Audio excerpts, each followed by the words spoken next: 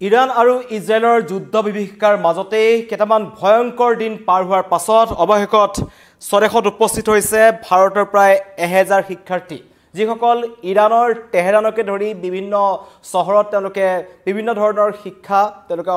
শিক্ষা অৰ্জন কৰি আছিল বিভিন্ন ধৰণৰ চিকিৎসা বিজ্ঞানকে ধৰি বিভিন্ন ধৰণৰ পাঠদানৰ কাৰ্যসূচী তেওঁলোক আছিল তেওঁলোকক অপাৰেচন সিন্ধুৰ জৰিয়তে 3খন বিমানেৰে ভাৰত চৰকাৰে তেওঁলোকক ইৰাণৰ পৰা লৈ আনিছে আৰু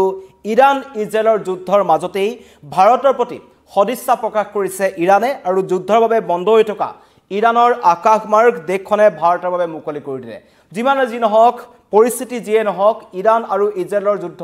ভয়ংকৰ হৈ গৈ আছে আজি অষ্টমটো দিনত ভৰি দিছে তাৰ মাজত আমেৰিকাও প্ৰত্যক্ষভাৱে এই যুদ্ধত জপিয়াই পৰাৰ এটা সময় আহি পৰিছে বা তেওঁলোকে দাবী কৰিছে যে 15 দিনৰ সময়সীমা আছে যদিহে ইৰাণৰ সৰ্বোচ্চ নেতা খমেনীয়ে আত্মসমৰ্পণ নকৰে তেন্তে পৰিস্থিতি ভয়ংকৰ হ'ব তাৰ পূৰ্বেই তাত থকা ভাৰতীয় লোকসকলক কেনেকৈ স্বদেশলৈ উভতাই অনা হয় সেইটোৰ ওপৰত নতুন দিল্লীয়ে চিন্তা চৰ্চা কৰিছিল আমি ইয়াৰ আগতো দেখিছো যেতিয়া ইউক্ৰেইন আৰু ৰাছিয়াৰ যুদ্ধ হৈছিল সেই সময়তো ইউক্ৰেইনত থকা বা ৰাছিয়াত থকা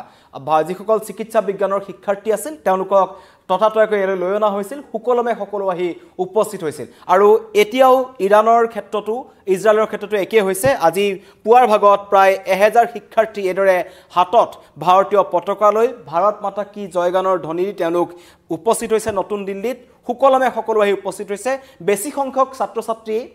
শিক্ষাৰ্থী যি 1000 জন আহিছে তাৰে প্ৰায় 800ৰো অধিক জম্মু কাশ্মীৰৰ আছিল বুলি ইতিমধ্যে কোৱা হৈছে এই সকল ভাৰতীয় নাগৰিক যিসকলক অপাৰেচন সিন্ধুৰ জৰিয়তে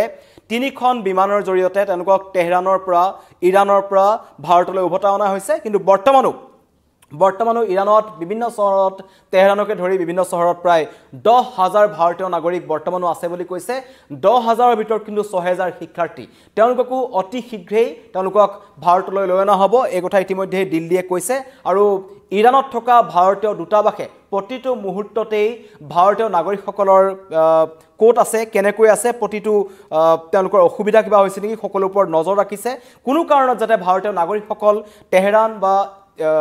অন্য চহৰসমূহ যাতে অসুবিধাত নপৰে তাৰ ওপৰত নজৰ ৰখা হৈছে হেল্পলাইন নম্বৰ মুকলি কৰিছে যাতে তেওঁলোকৰ যদি কিবা অসুবিধা হয় তেন্তে ভাৰতীয় দূতাবাসৰ সৈতে তেওঁলোকে যাতে যোগাযোগ কৰিব পাৰে আৰু অহাৰ ক্ষেত্ৰত তেওঁলোকক স্বদেশলৈ অনাৰ ক্ষেত্ৰত এই ধৰণৰ তৎপৰতা দেখুৱাইছে এখন কেন্দ্ৰীয় চৰকাৰে অপাৰেচন সিন্ধু আৰু এই অপাৰেচন সিন্ধু বৰ্তমান অব্যাহত আছে যুদ্ধ পৰিস্থিতি যিসকল শিক্ষাৰ্থী তাত আহি উপস্থিত হৈছে তেওঁলোকে ইতিমধ্যে কৈছে যে কিমান ভয়ংকৰ আছিল পৰিস্থিতি যেটো সময়ত ইজৰাইলে তেহৰানৰ বিভিন্ন ধৰণৰ পাৰমাণৱিক প্ৰকল্পসমূহত বা বিভিন্ন চহৰত আক্ৰমণ কৰিছে কিন্তু সৌভাগ্যৰ কথা ইজৰাইলৰ ফালৰ পৰা এটা কথা স্পষ্ট কৰা হৈছে যে ইৰাণৰ সাধাৰণ জনতাক বৰ্তমানলৈকে টাৰ্গেট কৰি লোৱা নাই তেনে পৰিস্থিতি যদি হয় কাৰণ ইতিমধ্যে আমি এটা কথা গম পাইছো যে যদিহে কিবা কাৰণত আমেৰিকা এই যুদ্ধখনত ইতিমধ্যে প্ৰত্যক্ষভাৱে সোমাই পৰিছে ইজৰাইলে হেউজ সংকেত দিছে তৃতীয় বিশ্বযুদ্ধৰ এটা সংকেত বুলি ইতিমধ্যে একাংশই ক'ব বিচাৰিছে যদিহে প্ৰত্যক্ষভাৱে আমেৰিকা ইৰাণত আক্ৰমণ কৰে কাৰণ যি ধৰণেৰে ডনাল্ড ট্ৰাম্পে ভাবুকি প্ৰদান কৰি আছে খমেনিক যে তেওঁ নিশ্চতভাৱে আত্মসমৰ্পণ কৰিব লাগে তেওঁ কোট লুকাই আছে আমেৰিকাই জানে বিচাৰি উলিয়াই তেওঁক হত্যা কৰিব পাৰে কিন্তু সেইটো তেওঁলোকে নকৰে সাদ্দাম হুছেইনৰ দৰে তেওঁলোকে কৰিব বিচৰা নাই বিচাৰিছে খমেনিয়ে যাতে নিজে আত্মসমৰ্পণ কৰে আৰু যি পাৰমাণৱিক তেওঁলোকৰ যি কাৰ্যসূচী তেওঁলোকে অব্যাহত ৰাখিছে সেই সকলো যাতে অতি শীঘ্ৰেই বন্ধ কৰে এই দাবী আমেৰিকাৰ ফালৰ পৰা আছে আৰু তাৰ তেনে পৰিস্থিতিত এই যিখন শিক্ষাৰ্থী আছে কেৱল ভাৰতীয়সকলে নহয় চীনৰ শিক্ষাৰ্থীসকলক ইতিমধ্যে চীনৰ চৰকাৰে তাৰ পৰা উভতাই অনাৰ ব্যৱস্থা কৰিছে একাংশ স্থলপথেদি আহি ভাৰতীয় একাংশ অন্য শিক্ষাৰ্থীকো কিন্তু আৰ্মেনিয়া হৈ তেওঁলোকক উভতাই অনা হৈছিল একাংশ চীনৰ শিক্ষাৰ্থীক স্থলপথেৰে আহিবলৈ কোৱা হৈছিল যাতে আকাশমাৰ্গ যেটো বন্ধ আছিল তাত যুদ্ধৰ পৰিস্থিতি যিকোনো মুহূৰ্তত এটা অঘটন হ'ব পাৰে তেনেকুৱা শংকা ৰখা হৈছিল কিন্তু তাৰ মাজতেই ভাৰতীয়সকলৰ বাবে এটা ভাল খবৰ ভাৰতীয় শিক্ষাৰ্থীসকলৰ বাবে ভাল খবৰ যে কেন্দ্ৰীয় চৰকাৰে যি অপাৰেচন সিন্ধু ঘোষণা কৰিছিল এইদৰে স্বদেশত হাতে পতাকা লৈ এইসকল ভাৰতীয় নাগৰিক শিক্ষাৰ্থীসকল আহি উপস্থিত হৈছে তেওঁলোক উৎফুল্লিত আৰু তেওঁলোকে ভাৰত চৰকাৰক বাৰম্বাৰ ধন্যবাদ জ্ঞাপন কৰিছে আৰু ভাৰত চৰকাৰেও ইৰাণৰ এই যি সদিচ্ছা কাৰণ ইৰাণে ভাৰতৰ প্ৰতি যি সদিচ্ছা দেখুৱাইছে আৰু ভাৰতৰ সৈতে ইৰাণৰ এটা খুব বেয়া সম্পৰ্ক নহয় আৰু খুব এটা ভাল সম্পৰ্ক বুলিও ক'বলৈ যাব নোৱাৰি কিন্তু তেনে পৰিস্থিতিত ইৰাণে ভাৰতৰ নাগৰিকসকলক যি সহায় কৰিছে বা যি বিমান ভাৰতীয় বিমানক তাৰ পৰা অহাৰ ক্ষেত্ৰত তেহৰানৰ পৰা অহাৰ ক্ষেত্ৰত যিখিনি যাৱতীয় ব্যৱস্থা লাগে সেই সকলো সহায় কৰি দিছে ইতিমধ্যেই ইজৰাইলে তেহৰানৰ বিভিন্ন প্ৰান্তত কৰা ক্ষেপণাস্ত্ৰৰ আক্ৰমণৰ পাছতেই তেহৰানত থকা প্ৰায় 1000 ভাৰতীয়ক প্ৰথমতে কোম আৰু তাৰ পাছত মাছহাট চহৰলৈ স্থানান্তৰ কৰা হৈছিল তাত ইৰাণৰ চৰকাৰে ভাৰতীয় দূতাবাসক সহায় কৰিছিল যিবোৰ অঞ্চলত আচলতে ইজৰাইলে আক্ৰমণ কৰিছিল ইজৰাইলে দাবীও কৰিছে যে তেওঁলোকে সাধাৰণ জনতাক আক্ৰমণ লক্ষ্য কৰি লোৱা নাই তেওঁলোকৰ লক্ষ্য হৈছে সামৰিক ঘাটিসমূহ পাৰমাণৱিক প্ৰকল্পসমূহ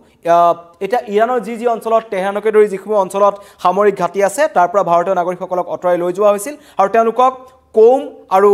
মাছহাট চহৰলৈ লৈ যোৱা হৈছিল আৰু তাতে তেওঁলোকক সুকলমে ৰখা হৈছিল আৰু কালি প্ৰায় 1000 এইসকল শিক্ষাৰ্থী বেছি সংখ্যকেই চিকিৎসা বিজ্ঞানৰ কাৰণে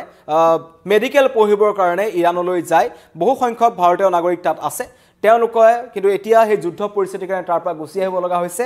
চিন্তাত পৰিছে কিছুমান যিধৰণে ৰাছিয়া ইউক্ৰেইনৰ যুদ্ধৰ পাছত একাংশ চিকিৎসা বিজ্ঞানৰ শিক্ষাৰ্থীৰ চিকিৎসা বিজ্ঞানৰ পঢ়া আধৰুৱা হৈ পৰিছিল সংকটত পৰিছিল তেওঁলোকে কেনেকৈ পুনৰ চিকিৎসা বিজ্ঞানৰ শিক্ষা কন্টিনিউ কৰিব হেতুক লৈ তেওঁলোক মাজত কিছু দুমুজাত পৰিছিল আৰু এই সকল শিক্ষাৰ্থী এতিয়া চিন্তাত তেওঁলোকৰ এটাই আশা অতি শীঘ্ৰেই ইৰাণলৈ শান্তিৰ পৰিৱেশ এটা গঢ়ি আহক বা ইৰাণ ইজৰাইলৰ যুদ্ধখন বন্ধ হওক যাতে তেওঁলোক পুনৰ তালৈ পঢ়িবলৈ যাব পাৰে এই ধৰণৰ তেওঁলোকৰ আশা আছে আৰু ভাৰত চৰকাৰক তেওঁলোকে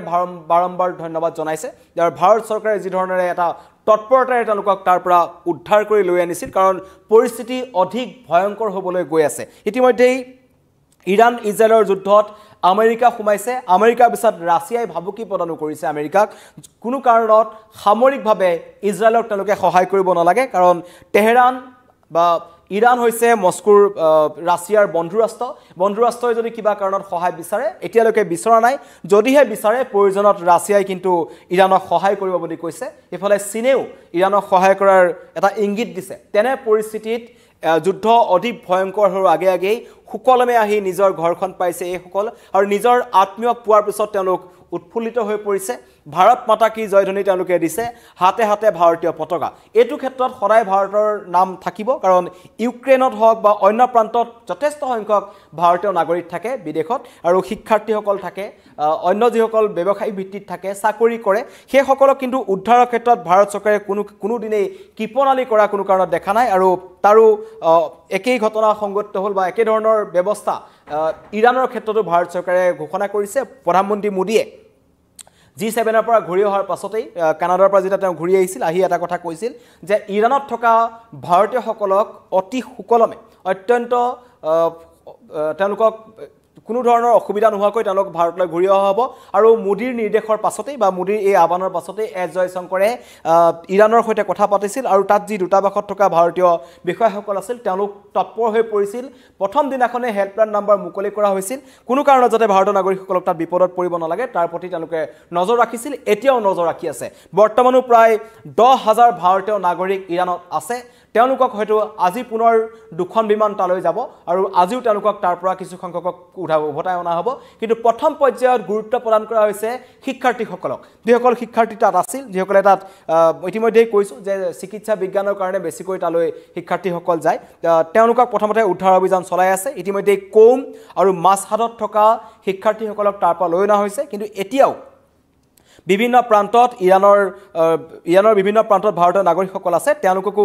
অনতি পলমে ভাৰতলৈ ঘূৰাই অনা হ'ব এটা স্বস্তি নিশ্বাস পেলাইছে আপোনজনক যেতিয়া বিমানবন্দৰত তেওঁলোকে পাইছে সাৱটি ধৰিছে আৰু প্ৰথমখন বিমানত 290 জন ভাৰতীয় আহিছিল তাৰ পিছৰখনত 300 জন আহিছে তাৰ পিছৰখনত বাকিখিনি আহিছে তিনিখন